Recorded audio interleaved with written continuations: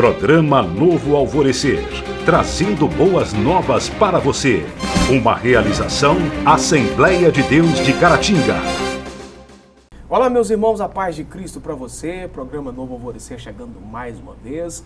Conteúdo especial da lição de Escola Bíblica Dominical, aprendendo um pouco mais da Palavra de Deus. Mais uma das parábolas contada por Jesus e com certeza mais uma grande lição para o nosso crescimento espiritual. Nós vamos a um intervalo rapidinho e a gente volta em instante para nós batermos um papo aqui interessante sobre mais uma dessas parábolas contadas por Jesus. Programa Novo Alvorecer é uma realização da Igreja Assembleia de Deus em Caratinga.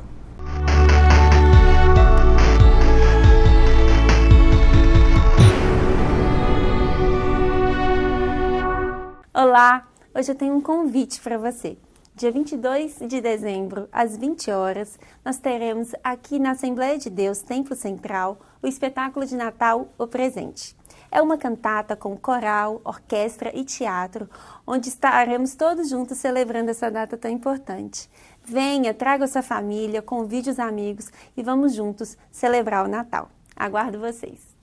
Abertas inscrições para o CAPED, curso de aperfeiçoamento para professores da Escola Bíblica Dominical. Aulas dias 15, 16 e 17 de fevereiro, ministradas por professores da Escola Bíblica Permanente de Sião. Inscrições até 25 de janeiro de 2019, no escritório da Assembleia de Deus, Templo Central, na Rua Princesa Isabel, 52. Ladir Confecções, na Avenida Olegário Maciel e Ponto Cristão, na Avenida Catarina Cimini. Informações 3321-3951.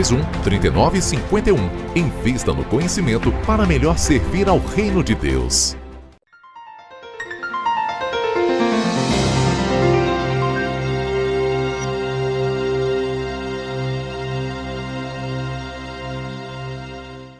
Continuando então o programa Novo Alvorecer, comigo aqui o Joás Inácio. Bem-vindo mais uma vez, Deus te abençoe. A lição de hoje que nós estaremos estudando, lição de número 12, ministrada nesse próximo domingo, dia 23 de dezembro de 2018, o tema Esperando, mas Trabalhando no Reino de Deus.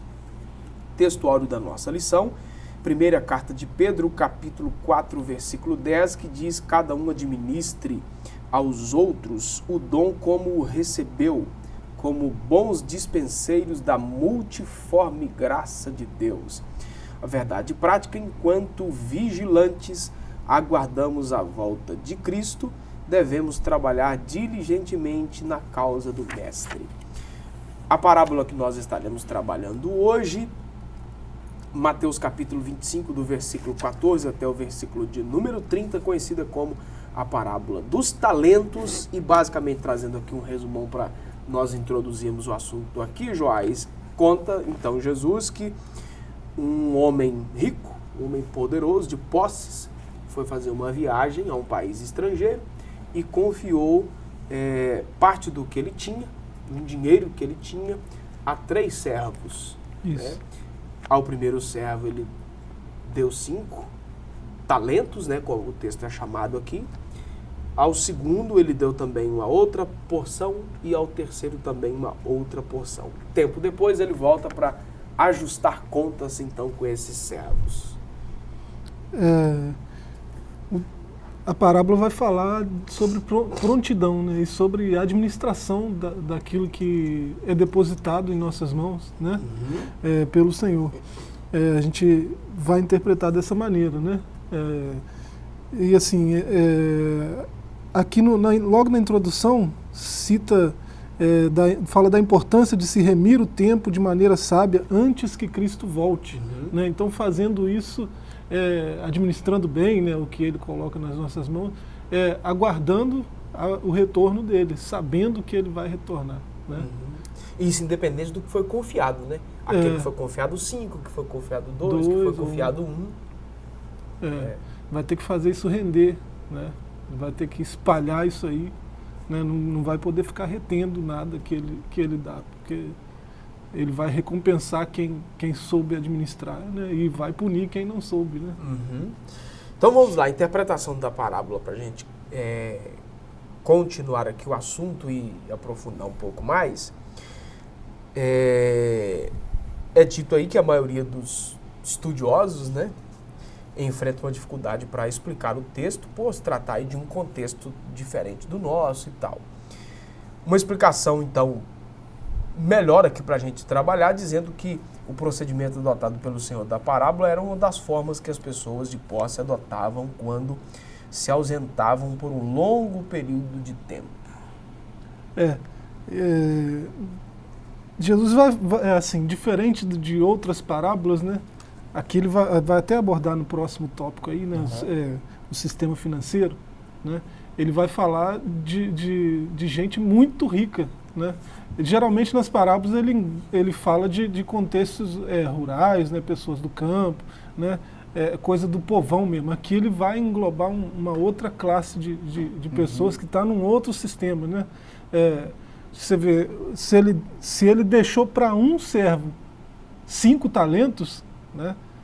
A gente já viu o que é talento em outras lições para trás aí, né?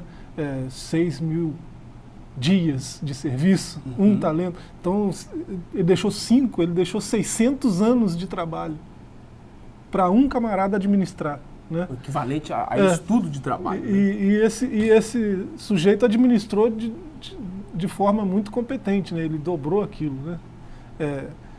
Então, é um contexto bem diferente do que a gente está acostumado a ver nas parábolas. Certo. Né? Apesar que tudo indica que ele estava falando para o povão no geral, né? Ele utiliza desse exemplo aqui do que acontecia em alta classe.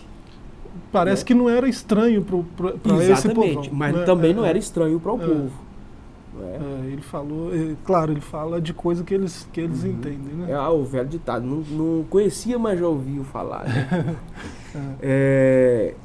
No sistema financeiro, então, é destacado que, embora Jesus usasse esse exemplo aqui, imagens da vida do campo, trabalhadores e tal, o Senhor tomou o exemplo do sistema que, na verdade, não era comum das pessoas que ouviam, mas sabiam muito bem do que ele estava se referindo.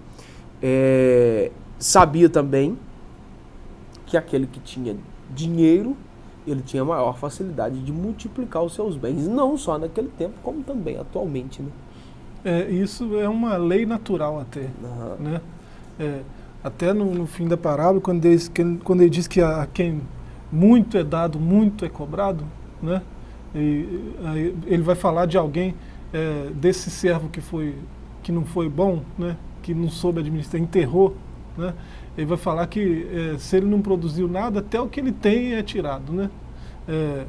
Então é uma lei da vida. Quanto mais você tem, mais você é cobrado, né? Isso é uma lei natural.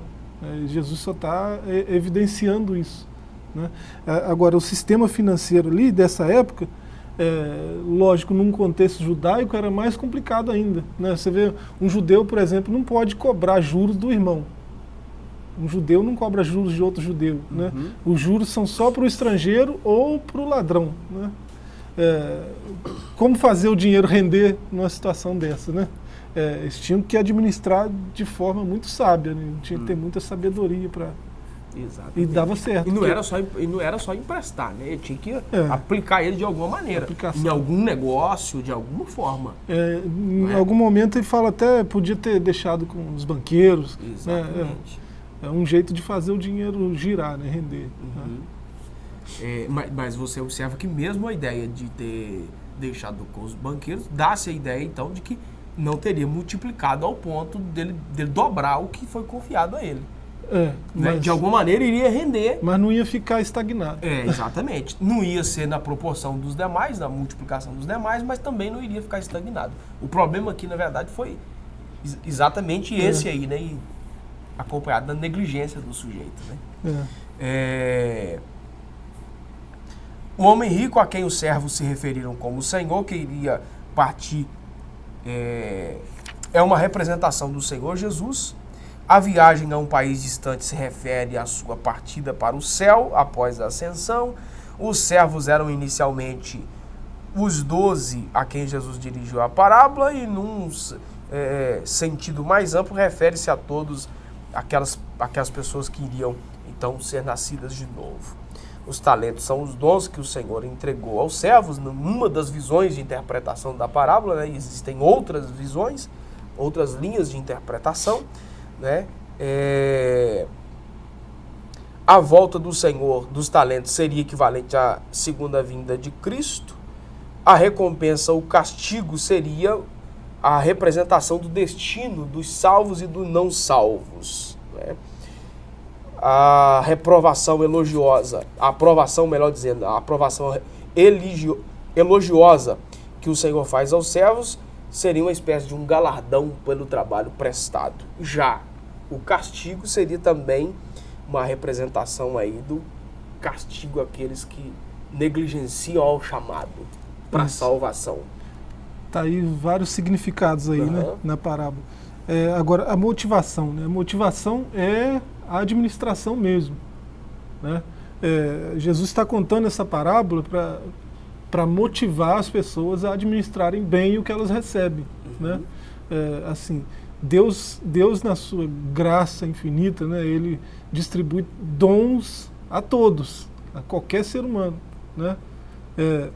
E assim, aqueles que são chamados de seus filhos, né, aqueles que estão na fé, que reconhecem o Senhor, que o buscam, né, que procuram conhecê-lo, eles têm uma responsabilidade assim um pouco maior com relação a isso, né? Porque tem gente que recebe de Deus e não sabe, não tem conhecimento de Deus, não sabe nem se Deus existe ou não, né?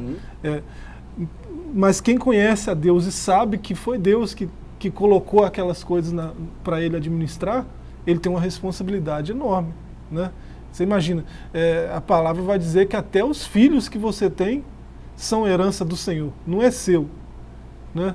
É do Senhor. Então, se o Senhor colocou para você administrar, eu vejo o talento aqui como algo muito maior do que só dom, né? Algo muito mais amplo, né? Se até os filhos, né? Deus colocou um filho para mim, sobre minha responsabilidade, eu tenho que devolver ele para o Senhor melhor do que o que ele me entregou, né? Eu tenho que instruí-lo na palavra, eu tenho que cuidar dele na fé, eu tenho que mostrar a Deus para ele, né? Ensiná-lo a andar com Deus. Aí eu devolvo melhor do que o que eu recebi, né? Eu recebi um ser inocente, incapaz, né? Dependente totalmente, né? E eu vou devolver um adorador, né? Alguém que reconhece a Deus, né? Na sua grandeza. Então a motivação aqui é essa, administrar bem, né? O que foi confiado. Né? E o que foi confiado aqui, eu prefiro pensar em algo muito mais amplo do que só talentos, dons, né? Só dons. Do que simplesmente uma habilidade para alguma coisa, né? Certo. Vamos dar uma pausa? Você de casa não saia daí, a gente volta em instantes. É rapidinho.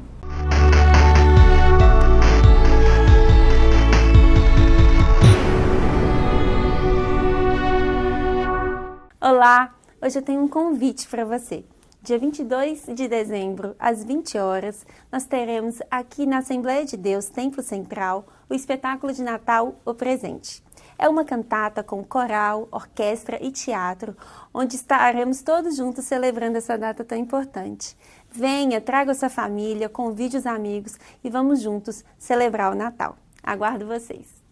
Abertas inscrições para o CAPED, curso de aperfeiçoamento para professores da Escola Bíblica Dominical. Aulas dias 15, 16 e 17 de fevereiro, ministradas por professores da Escola Bíblica Permanente de Sião. Inscrições até 25 de janeiro de 2019, no escritório da Assembleia de Deus, Templo Central, na Rua Princesa Isabel, 52. Ladir Confecções, na Avenida Olegário Maciel, e Ponto Cristão, na Avenida Catarina Cimini. Informações 3321-3951. Invista no conhecimento para melhor servir ao reino de Deus.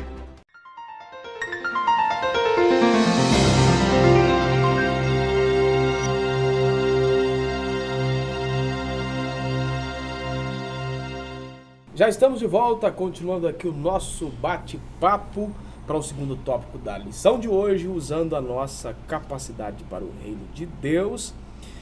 A parábola dos talentos nos ensina uma grande verdade sobre o nosso potencial, isto é, a aptidão e a possibilidade que cada um possui para realizar uma tarefa. Por isso o texto fala que a quantidade de talentos foi repartida cada um segundo a sua capacidade. Versículo de número 15. Deus não concede um talento a uma pessoa sem que esta tenha condições de desenvolver e nem requer de alguém uma tarefa para a qual não tenha chamado. Aquela velha frase é que Deus não chama os capacitados, mas Ele capacita quem Ele chama. E aí? Furado. Essa parábola vai na contramão disso, né? O sujeito recebeu 5 talentos, ele tinha capacidade para administrar 5.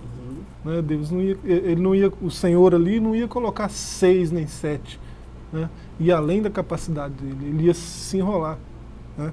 O que tinha capacidade para 2 recebeu 2, não foi 5, né? E da mesma forma o outro que recebeu 1, ele administrou mal, mas ele tinha capacidade de duplicar aquele 1. Ele tinha capacidade para fazer isso, né? Então cada um segundo a capacidade que tem, né?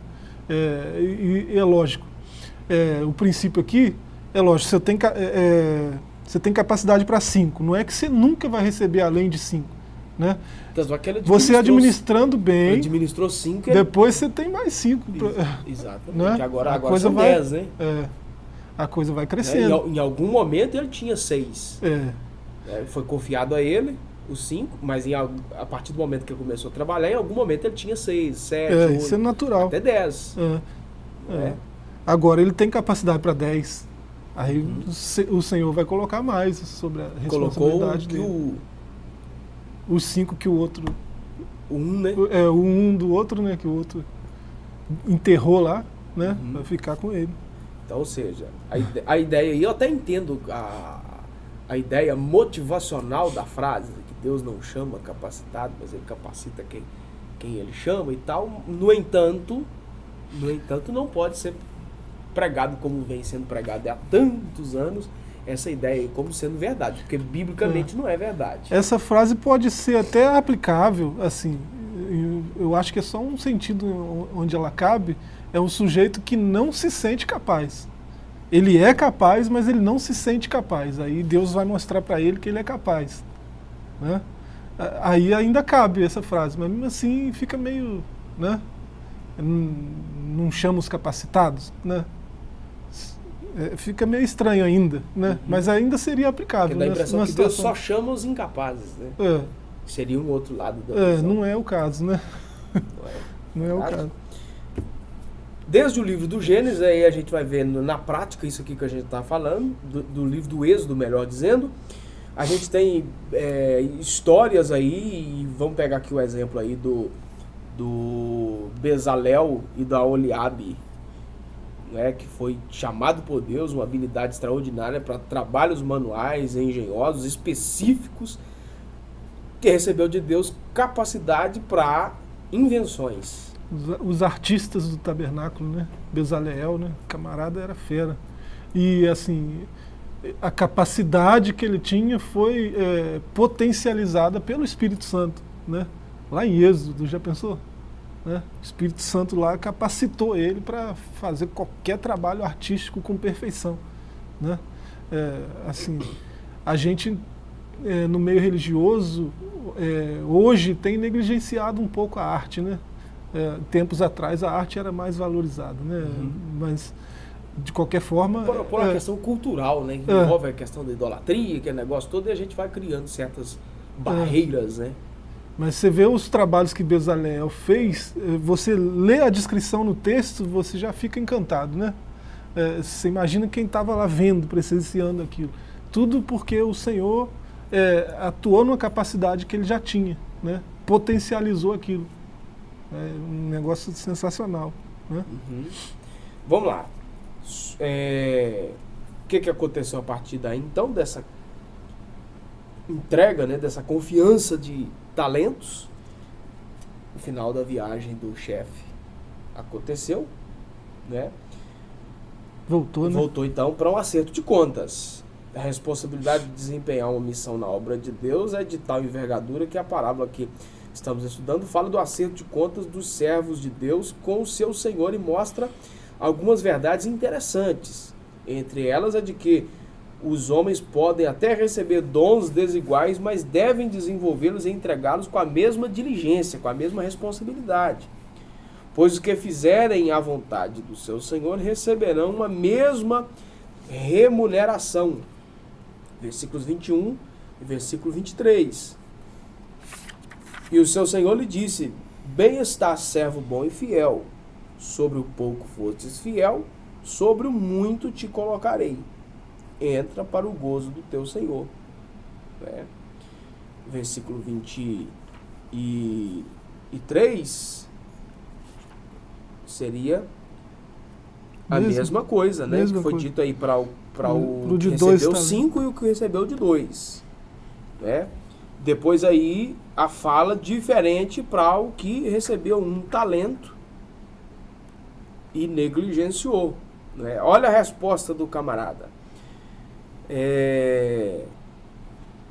Eu conhecia que tu és um homem duro, ceifas onde não semeaste, ajunta não onde não espalhaste.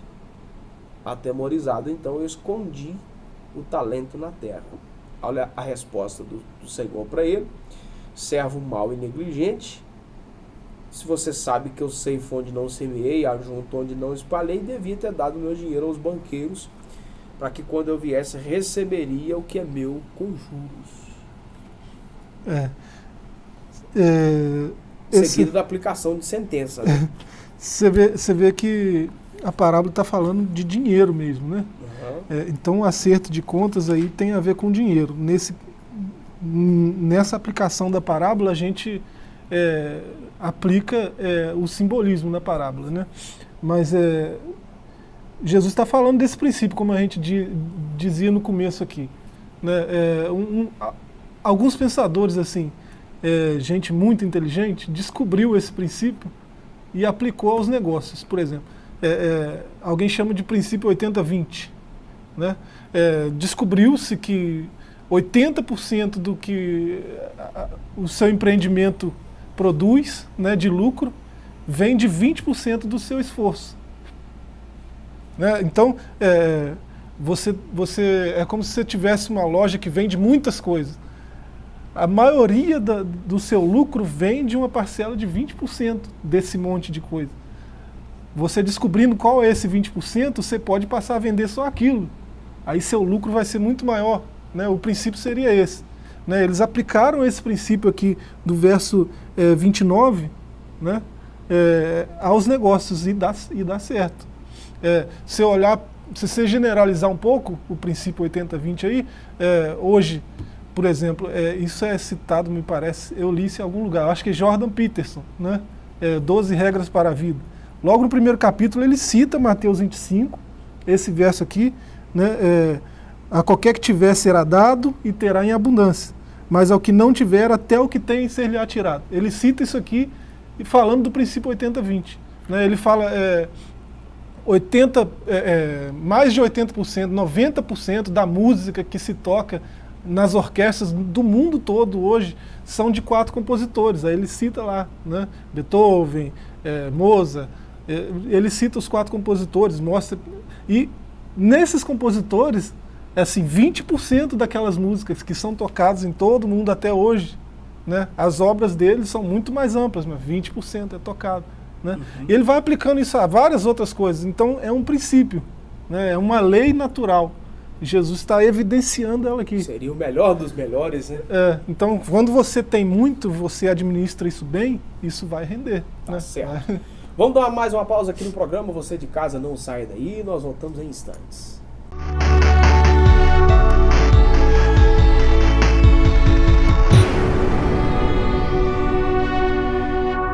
Olá! Hoje eu tenho um convite para você. Dia 22 de dezembro, às 20 horas, nós teremos aqui na Assembleia de Deus, Templo Central, o espetáculo de Natal, O Presente. É uma cantata com coral, orquestra e teatro, onde estaremos todos juntos celebrando essa data tão importante. Venha, traga a sua família, convide os amigos e vamos juntos celebrar o Natal. Aguardo vocês! Abertas inscrições para o CAPED, curso de aperfeiçoamento para professores da Escola Bíblica Dominical. Aulas dias 15, 16 e 17 de fevereiro, ministradas por professores da Escola Bíblica Permanente de Sião. Inscrições até 25 de janeiro de 2019, no escritório da Assembleia de Deus Templo Central, na Rua Princesa Isabel 52, Ladir Confecções, na Avenida Olegário Maciel e Ponto Cristão, na Avenida Catarina Cimini. Informações 3321-3951. Invista no conhecimento para melhor servir ao reino de Deus.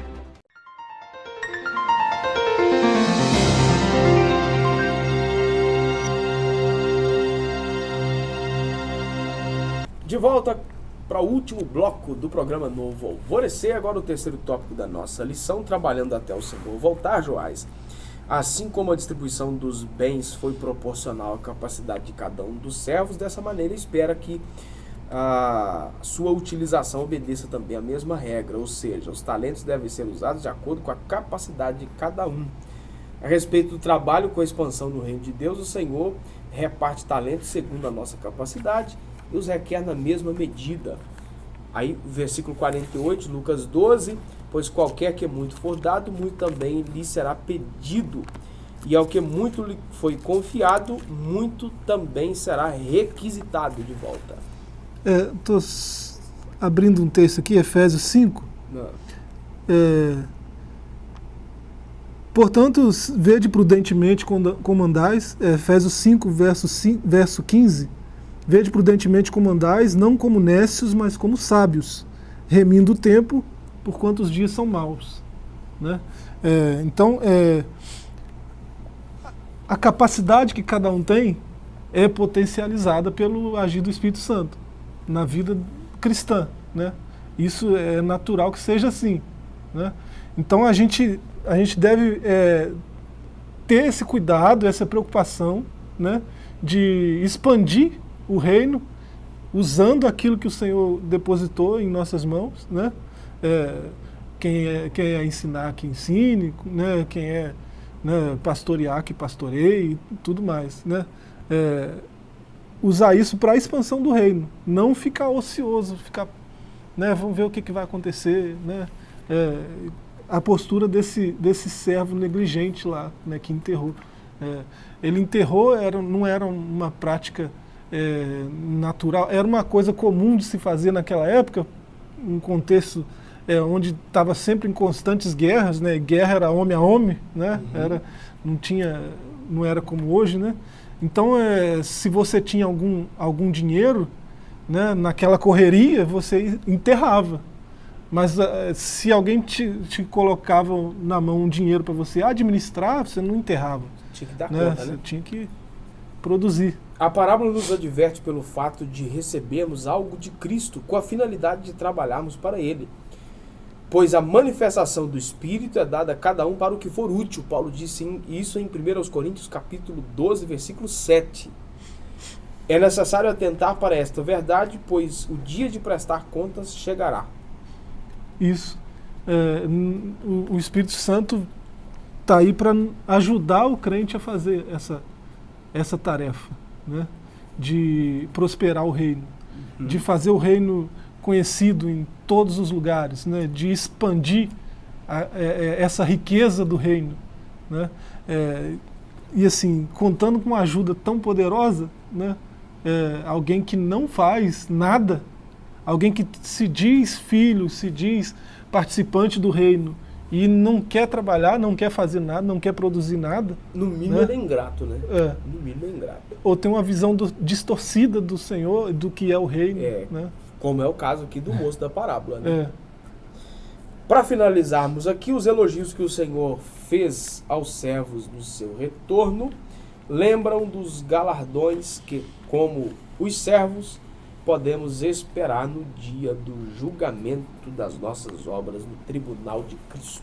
Ou seja, não confunda tribunal de Cristo com juízo final. Nós sabemos aqui, né, como que será um dia que todos aqueles salvos terão que prestar contas do que fez ou o que deixou de fazer. Né? Não tem nada a ver com salvação, mas a prestação de contas do trabalho. Do que foi feito ou do que não foi feito.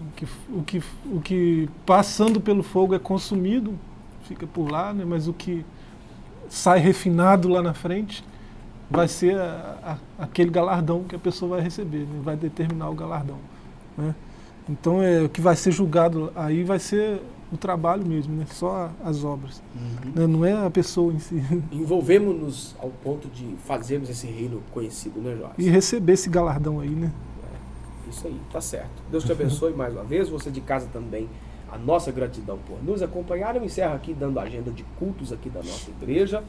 Assembleia de Deus Templo Central, na rua Princesa Isabel 52, bem no centro da cidade de Caratinga. Os nossos cultos aqui acontecem toda terça, quinta e domingo, sempre às 19 horas. A Escola Bíblica Dominical, domingo às 8 da manhã. O assunto que nós abordamos aqui é apenas uma pincelada. Na aula presencial você tem condição de aprender com muito mais profundidade, porque você vai ter a oportunidade de fazer perguntas e ouvir também muito mais do que a gente passa aqui no nosso programa, tá certo? A gente vai ficando por aqui agradecendo você por ter nos acompanhado. Que Deus te abençoe abundantemente no nome de Jesus. Programa Novo Alvorecer, trazendo boas novas para você. Uma realização Assembleia de Deus de Caratinga.